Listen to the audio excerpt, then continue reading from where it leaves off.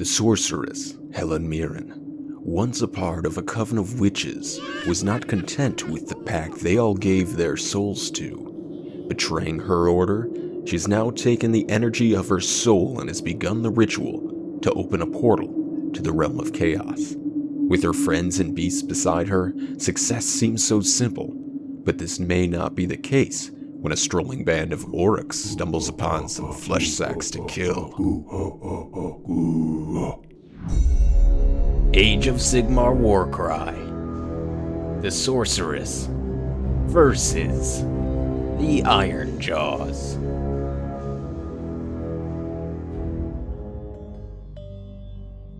Hey folks, welcome to another Warcry battle report. Today we are pulling out the Tome of Champions expansion book and trying out a challenge battle.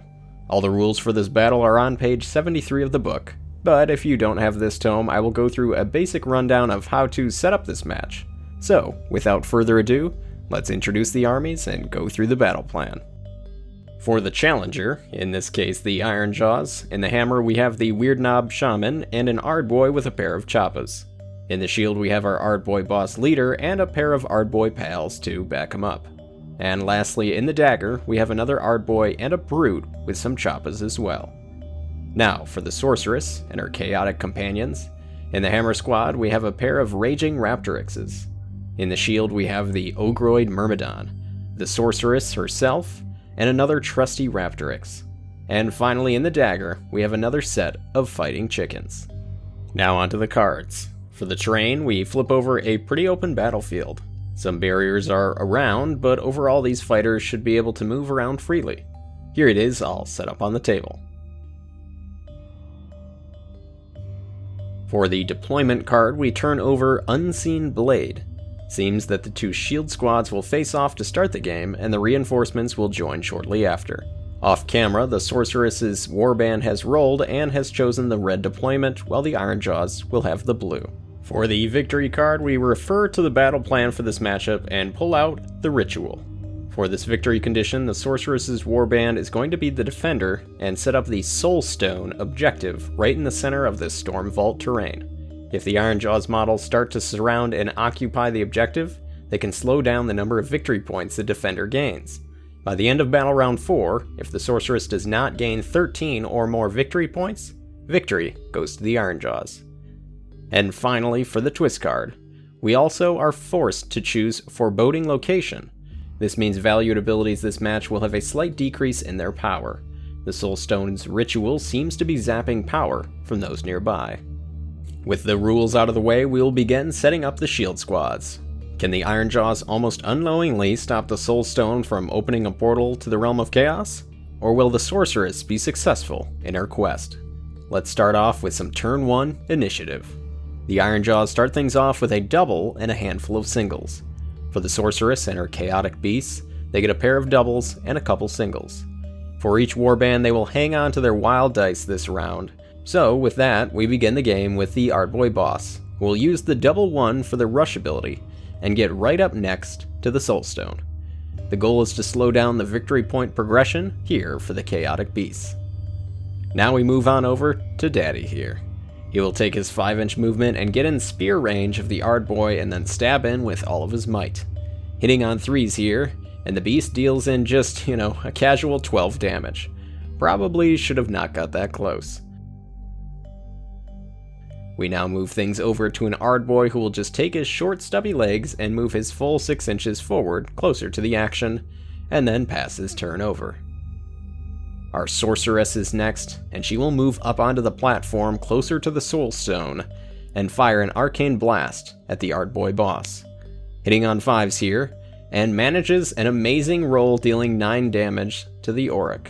Things are not looking good for the Ironjawz leader. For the last activation for the Ironjawz, the last Ardboy will move up and get closer to the Soul Stone and give some needed help to his leader. And for the final activation of the round, this Raptorix will use a double for the rush ability and move 12 inches up and over to the Ardboy that has just entered the fray.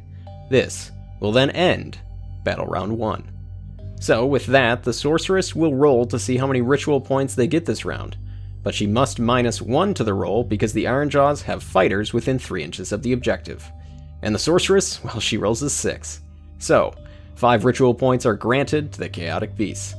I swear the Ironjawz cannot catch a break on my channel.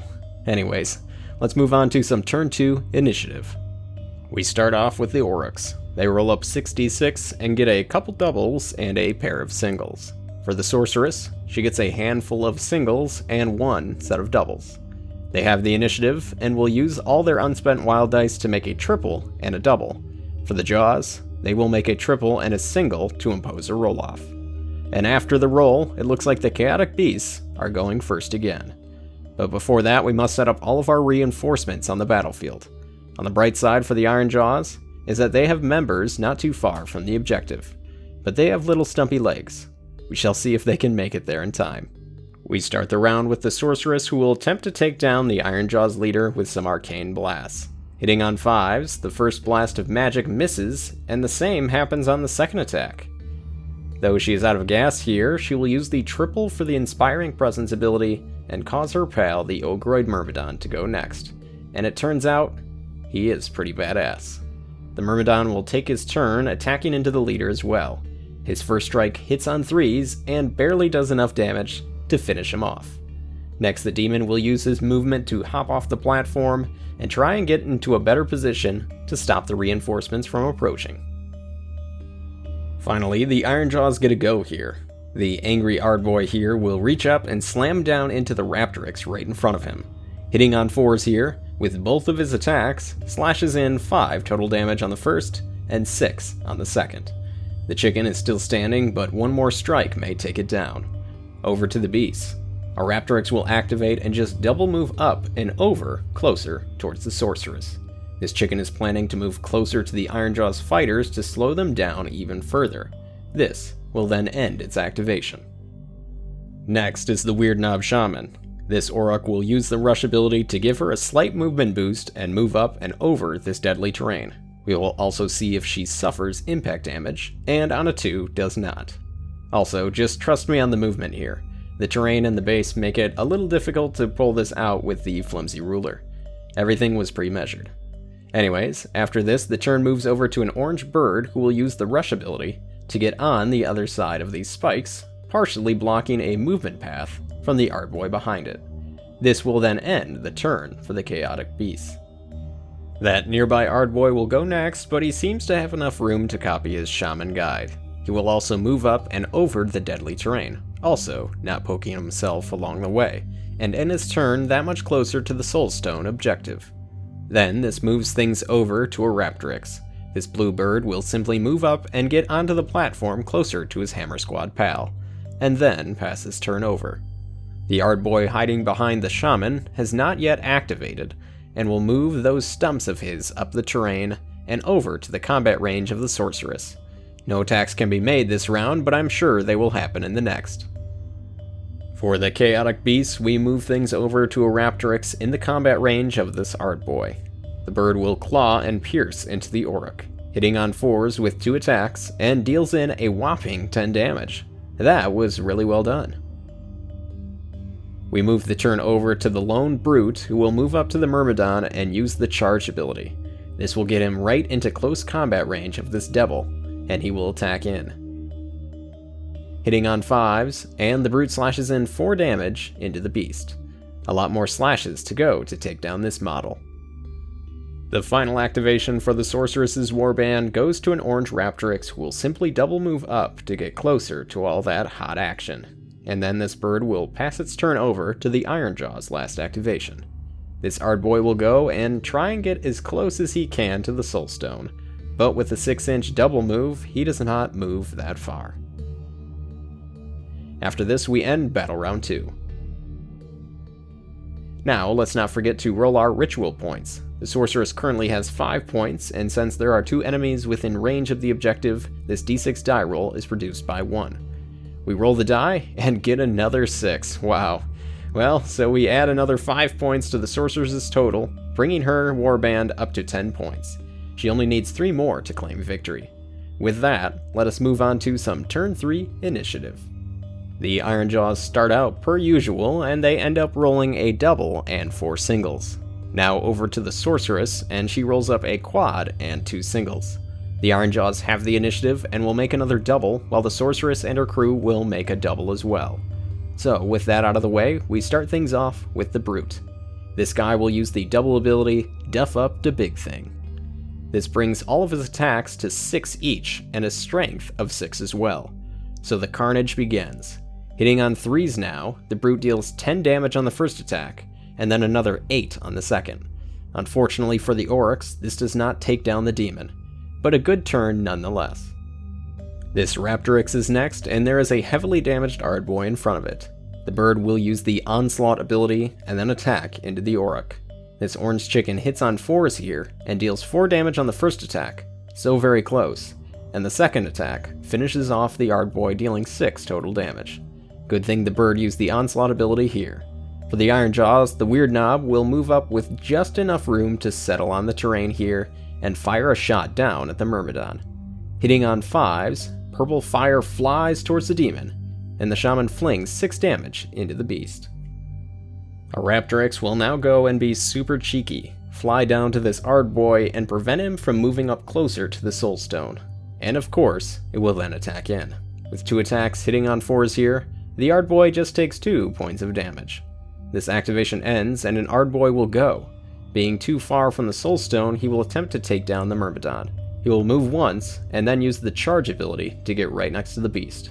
And with 4 attacks, the Orruk will swing in, hitting on 5s against the devil, and deals in 4 damage, which is not enough.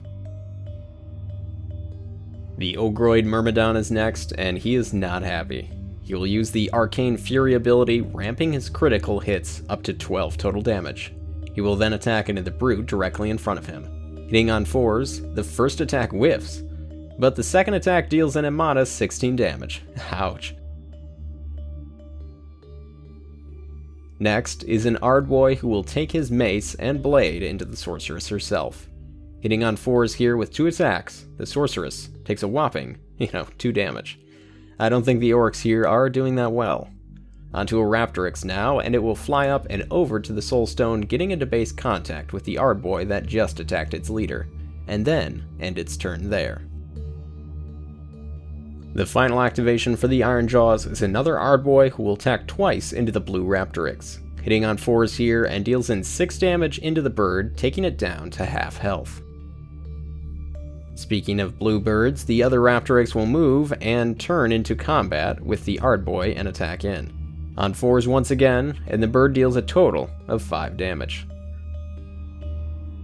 Since the Ironjawz warband has no more fighters to activate, the sorceress will follow up the Raptorix and attack the same Ardboy, hitting on 4s here with her staff, and only manages 3 damage into the Orruk. And to finish off the round, this orange Raptorix will just double move up and get into combat range of the Weird Knob Shaman and end its turn. So this ends Battle Round 3. The Ironjawz have 1 fighter still within 3 inches of the Soulstone, and the sorceress needs at least 3 ritual points here to win the game. So on a die roll of a 4 or higher, the sorceress and the group of chaotic beasts win. Here is the roll, and a 4 is on the die. This brings the ritual point total to 13 after 3 rounds of play, granting victory to the sorceress and her chaotic beasts. It seems a realm to chaos will be opened up to the 8 points. There are a whole lot of fun challenge battles in the Warcry expansion books, and this one in particular was a fun one to try out. Getting a legit warband out of chaotic beasts together to cause mayhem is a blast. And this time, the Myrmidon got to show off a little bit. This fighter is massively durable and can pack a massive punch. Really fun stuff. And unfortunately for the Ironjawz, they have such a cool model line and interesting abilities on the Warcry tabletop, but they have not won a single game on the channel yet. Hopefully that can change in the future. Overall, a fun game, and I hope you all stick around for more Warcry content and other tabletop shenanigans on the channel. I want to thank you all for watching, and of course, happy gaming.